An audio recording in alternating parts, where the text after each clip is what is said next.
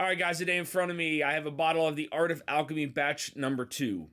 So a little bit about the Art of Alchemy. It was created by a few friends that had a passion and some roots in the industry. They decided to take a risk.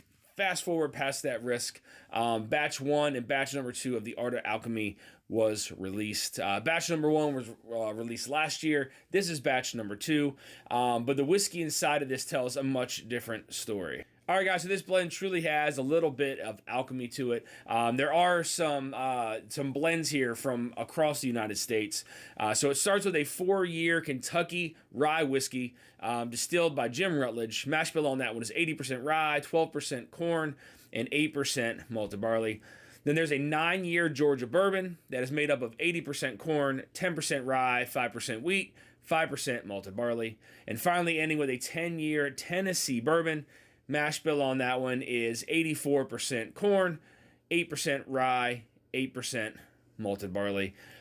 Truly is the Art of Alchemy. I'm definitely excited to get into some guys. Without further ado, let's go.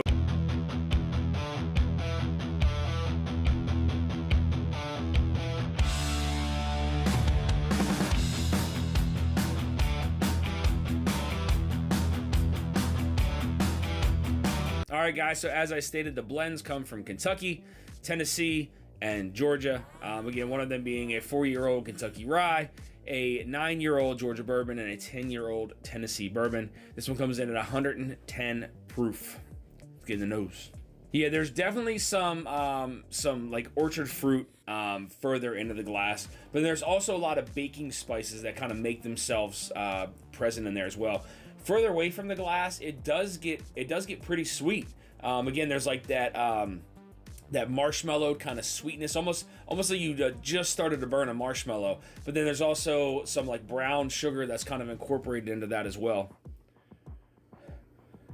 You know, I'm not picking up a ton of like rye spice on the nose. You know, it's 110 proof, but I'm not getting like that rye spice, that rye grain there on the nose. It's very sweet, but then further into the glass, you really start to pull forward some of those orchard fruits.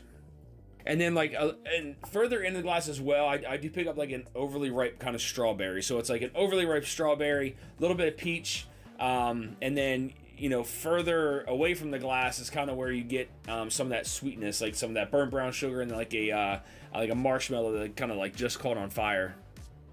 A little bit of vanilla sweetness there further into the glass as well, but not something that's kind of overpowering. Let's get into the palate, guys. Cheers. So this one comes off a little sweet and spicy on the front of the palate. Some of those fruity notes are still there that I was getting on the nose. Does come off with like some pitted fruit, maybe a little bit of strawberry, some lemon, like a strawberry lemon, slight hint of peach. But then it got kind of spicy, and there's like some cinnamon, some coriander, maybe a little bit of nutmeg there. Like it's just like this kind of array of like baking spices there that started to form there on the center of the palate. Back of the palate is like this white, peppery, salted caramel kind of finish. It's very interesting. It's very salted caramel, almost like taffy-like.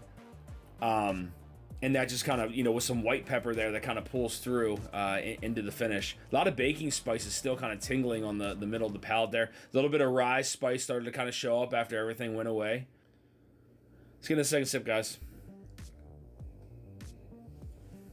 Yeah, so on the front of the palate, again, it is very sweet.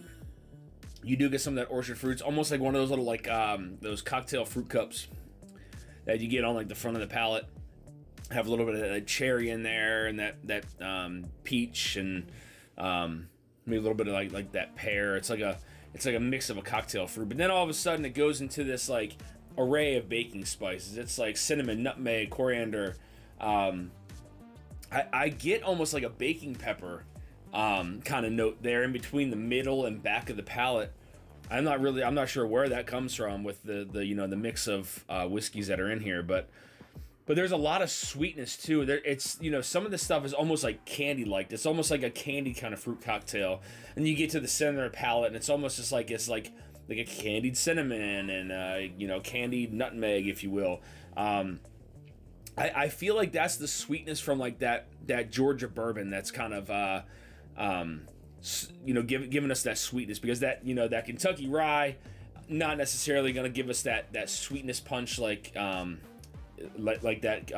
the Georgia bourbon would, but and then that, you know, the Tennessee bourbon is going to offer you some of those fruity flavors, like some of those, like that cocktail cup. But then again, back of the palate, it's you know, you get some of that white pepper, and then there's this, you know, there's a slight kind of like fruity note that kind of like pulls through. I do get some of the sweetness of like a marshmallow there again now on the back of the palate, but I almost feel like you're getting a little bit of each one of those blends that are in here, like that, you know, that rye, you know, offering you just that slight bit of spiciness and some of that sweetness. That Georgia bourbon is giving you kind of like that candied kind of flavor across the entire palate, and then you know, that Tennessee bourbon kind of giving you some of those you know, some of those fruitier the fruitier notes there on the palate. Let's get the last sip, guys. Cheers. Again, this is it's a very sweet whiskey. It is a very easy drinker at 110 proof.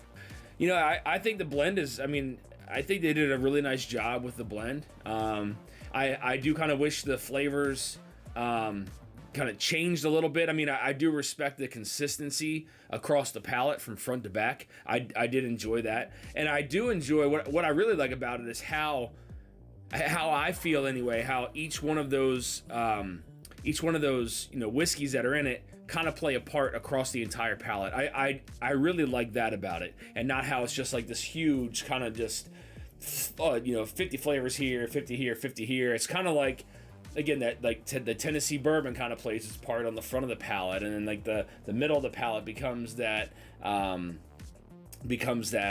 you know, that rye, and in the back of the palate, you know, you start getting some of that sweetness from that Georgia bourbon. So I do like the placement of that, and you know, that never really changed from sip to sip to sip. So you know, that about the consistency I really like. I just kind of wish it was, you know, mixed up a little bit more.